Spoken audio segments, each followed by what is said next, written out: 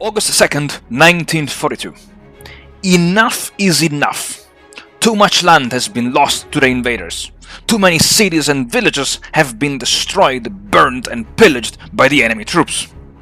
Too many Red Army units have been either retreating without orders or fleeing chaotically in the face of the advancing Axis troops.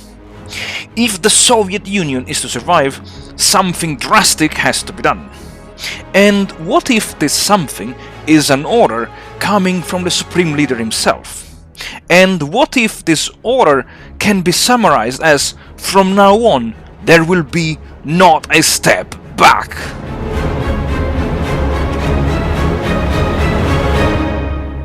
Howdy folks, welcome back to the channel and welcome to a new weekly episode of War in the East 2, the online game challenge.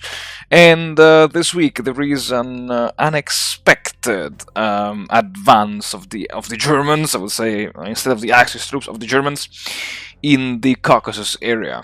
And we will talk about this in a second, really. First of all, we have events. Oh yes! Oh, finally! Finally, I've been dreaming of this event. I've been having wet dreams of this event, and now it is finally here. The Order 227, the order issued by the Supreme Leader himself on July 28th, 1942, which basically results in an increase of the Soviet ground national morale by 5. Oh my god, my goodness gracious. It is about damn time that the Red Army starts increasing its national morale.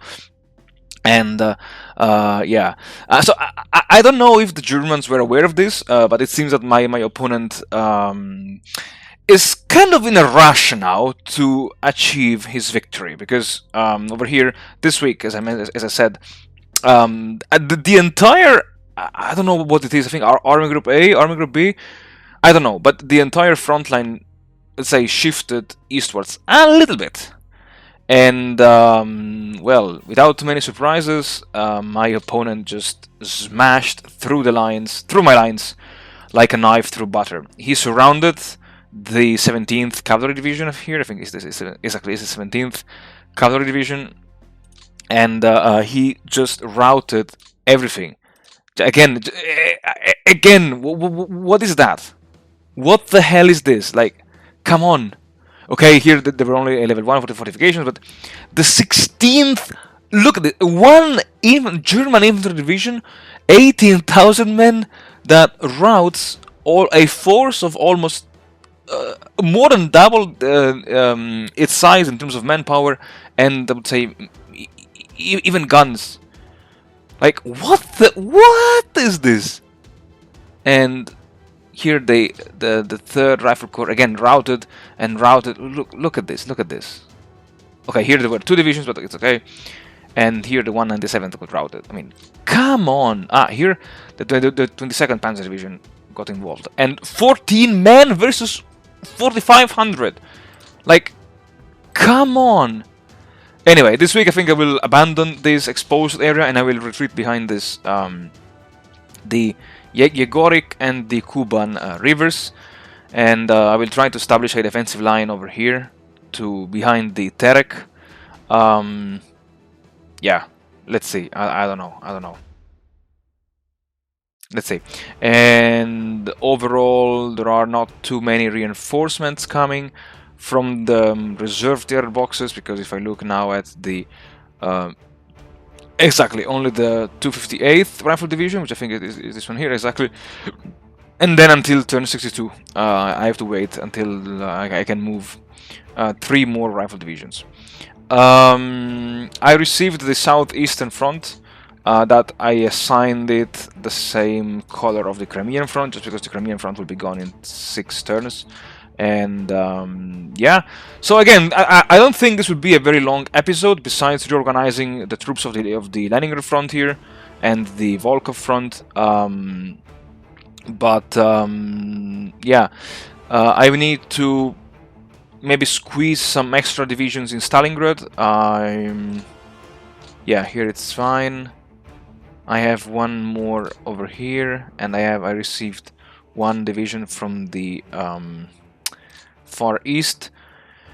And oh yeah, the other big news that I checked before is that I already have 2/15 over 200% of the ground requirements in the Transcaucasus tier box. So I was thinking I can send back now some of the units here, namely the tank corps, because I would need them somewhere else, let's say. And because I know there are more reinforcements coming to the Transcaucasus, I think they're over here. We can double check. So transfer to this. So yeah, we have 1, 2, 3, 4, 5. Yeah, too many. The 83rd should be sent back to the map immediately. To the reserves and to the reserves. Yes. The 6th and KVD remains over here. These will go to the reserve tier boxes, and yeah, I have the 318th Mountain Infantry Division, Mountain Rifle Division. This will go to the map. This remains. This goes to the map. This one will move to the map. Okay. And okay. What I was noticing before is that I have the 161st Rifle Division now here in the Soviet reserves, which means I can move it over here. And since I'm here, let's also have a look at oh yeah, these are depleted, so we need to move it up. These, yeah, would be nice to have it in the area of Stalingrad or in the area of the Caucasus, let's say. And the 10th Rifle Brigade to the map.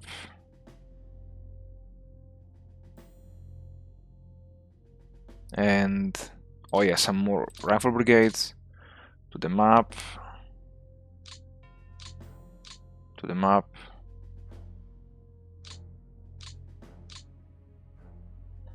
To the map and to the map.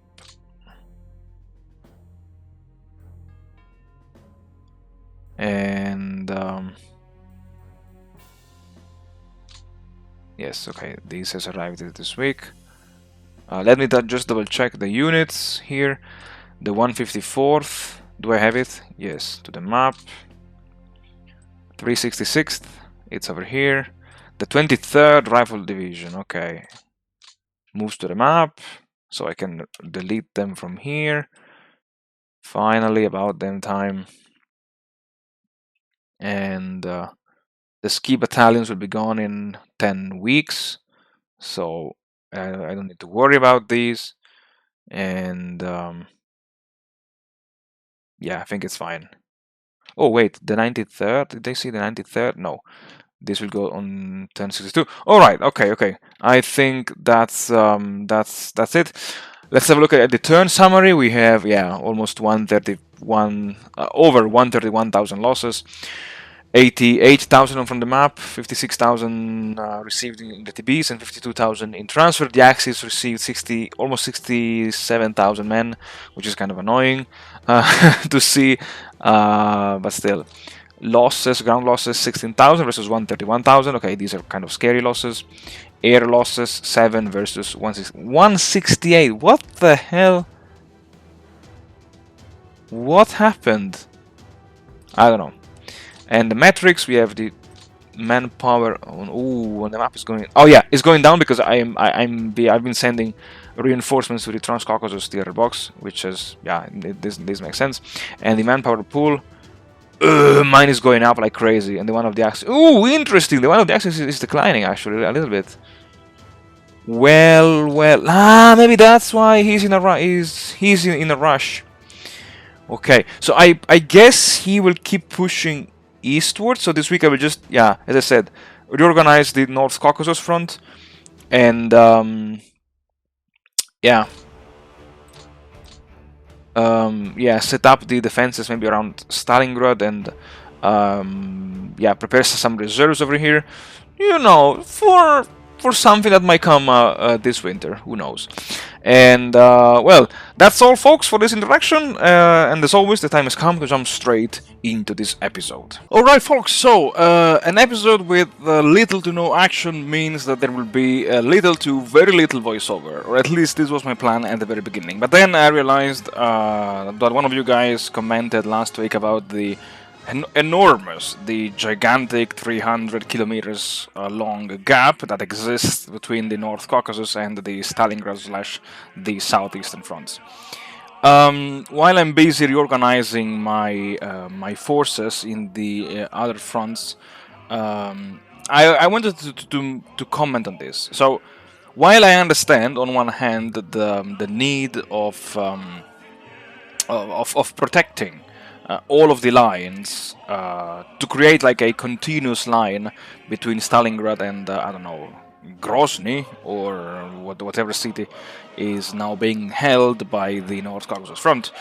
On the other hand, this dilution of my forces will make them much more vulnerable and much more exposed and at risk of being encircled and surrounded. While I believe that my opponent is following the historical path that the Axis forces took in 1942, which is to go for the oil fields of the Caucasus and for Stalingrad itself. Yeah, to me it makes no sense to create one enormous, super long, stretched thin line only to see the Germans maybe in the worst case scenario surrounding the forces of the Stalingrad and the southeastern front, and the southwestern front by launching a pincer movement, let's say northwest of Stalingrad and southwest of the city. And this will result in the complete fall of the city without a single shot being fired, because as you see, I have no reserves behind the front. And yes, I could draw them from the Leningrad front, but my fear is that if my opponent sees that I am, let's say, weakening the Leningrad front, he could launch an offensive in that sector. I have no idea which targets there could be in that sector, but you know, I'm trying to put, like, I would call it a psychological pressure on my opponent, by tying down his forces into areas in which, if I would not do it, he would be, let's say, available. He would be free to move them wherever he would like. So yeah, that's why I decided to concentrate the Stalingrad, southeastern, and the North Caucasus fronts on specific areas instead of just creating this super long stretched thin line that to me it makes no sense. But you know, it's the first time playing as the Soviets in against a human player, so I don't know if this is the correct approach. I don't know if this approach will pay off in the long run, but yeah. Anyway, all right. So enough ranting from my side, folks. I leave you to the episode, and as always, I thank you very much for watching. Thank you very much for supporting the channel. I wish you all the best, and I'll see you all again in the next episode.